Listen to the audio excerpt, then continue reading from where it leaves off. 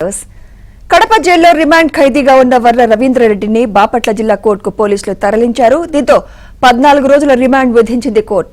ప్రభుత్వ పెద్దలపై అసభ్యకరమైన పోస్టులు పెట్టారన్న జనసేన నాయకుల ఫిర్యాదుతో వర్రపై కేసు నమోదైంది.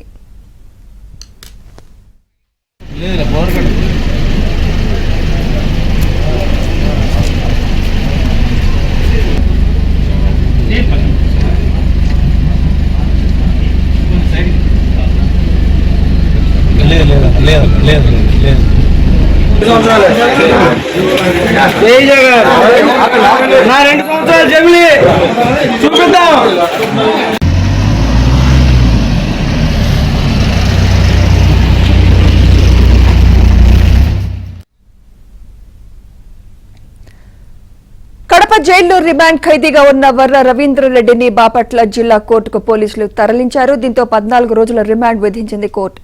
ప్రభుత్వ పెద్దలపై అసభ్యకరమైన పోస్టులు పెట్టారన్న జనసేన నాయకుల ఫిర్యాదుతో వర్రాపై కేసు నమోదైంది.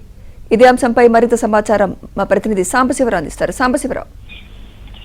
సుమిత్ర, వైసీపీ సోషల్ మీడియా కార్యకర్తగా ఉన్న వర్ర రవీంద్రరెడ్డికి బాపట్ల కోర్టు 14 రోజుల రిమాండ్ విధించింది.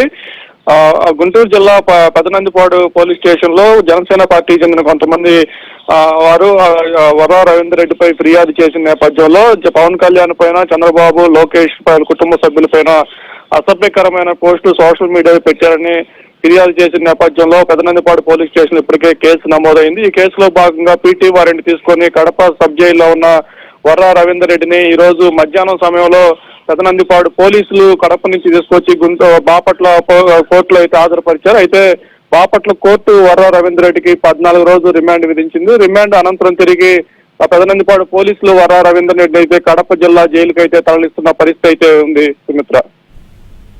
Right, thank you Sambasivarao.